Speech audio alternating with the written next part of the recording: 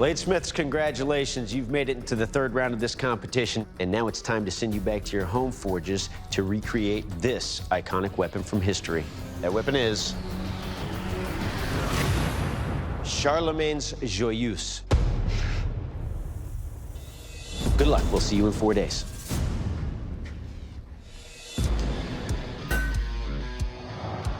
All right, it's day one. Today the plan is to get the blade forged out. This is definitely out of the box for me, so this will be the first sword I ever completely assemble. We're going to start out with a bar of 1075 high carbon steel. We're going to do a lot of the quick forging to shape with a power hammer. Whenever you try to move a big piece of metal like this, it's quite a challenge to keep it straight.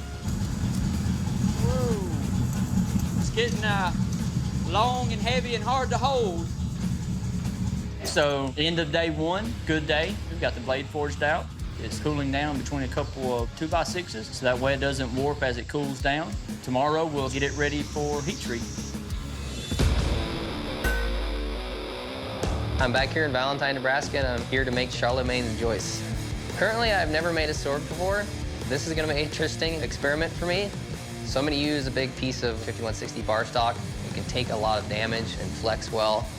I wanna make sure I got the length of the blade done down to a reasonable size. So this steel is definitely the most awkward thing that I've ever worked with in the shop. It's like a big wet noodle. End of day one, I've got my blade profiled. Tomorrow the plan is I'm gonna start heat treating and get this Damascus ready for the crossguard. It's the morning of day two. Now we're going to get ready for heat treat. The main thing is I'm definitely paying really close attention to the parameters. Getting pretty close to coming up to temperature, so we're about 5 minutes away, and we'll be quenching her. All right, this is it. Eureka. All right. Well, I'm worried that hitting the bottom of the quench tank did some damage. Come on, man. I tried to fish it out, but unfortunately, I didn't catch anything. Ended up pouring it out in a 5-gallon bucket in my yard. I got the blade out, so it's all good now. I did pick up a slight warp close to the tip. I should be able to straighten that out during the temper cycle, so time will tell. It's the morning of day three. Plan today is to grind in my fullers and get all my fittings ground down and shaped. So my biggest fear of putting in this fuller is just grinding right through my blade. I can kind of tell how close it is just by feeling it with my hand. After about an hour, the fuller's done and everything is looking good. Coming out pretty well. Now I can work on profiling the pommel and guard and getting them exactly to where I want it. For my handle, I choose diamond wood because it can take a lot of abuse and it's not gonna break. I'm in the home stretch now. Tomorrow, I'm just gonna be focusing on getting everything fitted and glued together. It's a good-looking piece so far. Morning of day four, I got a lot of work ahead of me. My biggest focus is gonna be getting the blade straight, and so I wanna get that out of the way and then go from there. My solution is to extend the width of the jaws with some angle iron, heat it up, and use some wooden dowels to put the proper pressure where it needs to be. She's straight. Oh, that's so freaking awesome. Now I need to make the handle. Time's running out, so it's a race to the finish. All right, she's getting there. End of day four. Man, it's been quite a trip. Everything turned out great. A lot of hard work, but I believe it really paid off in the end. That's a sword in 4 days. All right, bladesmiths, welcome to the kill test. To find out how lethal your weapons are according to its historic design, I will take your weapon, deliver some killing slashes and thrusts on this poor carcass. Mitch, you're up first. You ready for this? Yes, sir.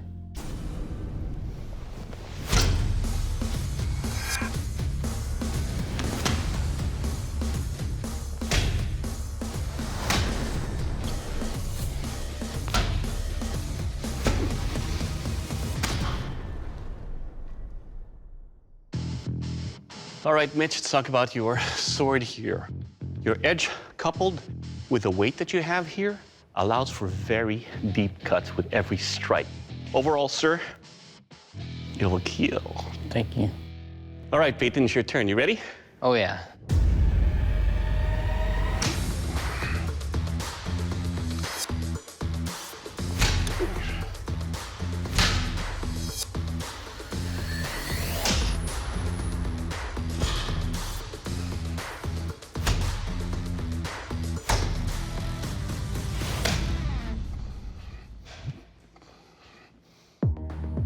All right, Peyton.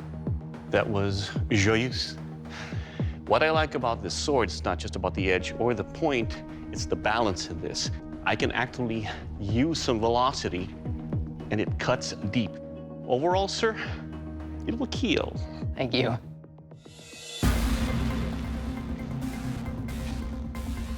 All right, gentlemen, it's time for the strength test. Now, to test the strength and overall construction of your blades, I will be attacking our armored knights here.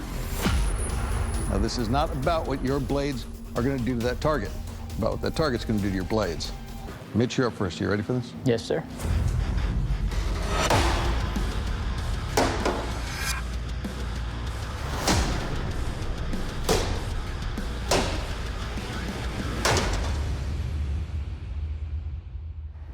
I think I just peed a little. All right, Mitch, your edge did take some damage here. You can see the chip right there and some rolls. And your sword is heavy.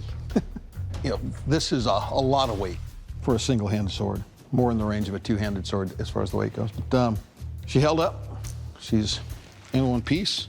Good job, Mitch. Thank you. All right, Peyton, you're up. You ready? Yeah.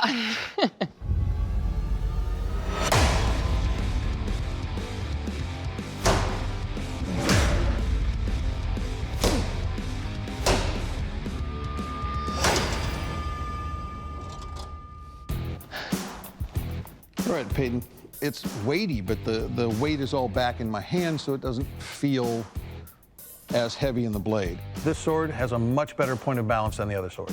Your blade did take some chips and some edge rolling, but I think your grinds are beautiful. The sword is all solid. You did a good job. Thank you.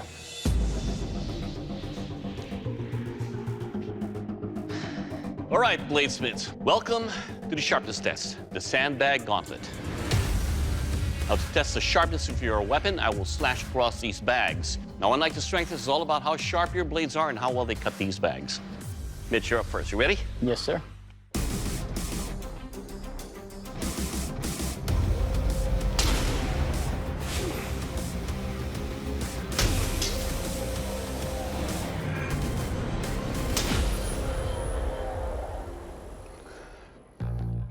All right, Mitch. So despite some of the damage of rolls and chips, it wasn't an issue at all in cutting these bags. It will cut. Thank you. All right, Peyton, your turn, sir. You ready? Yes, sir.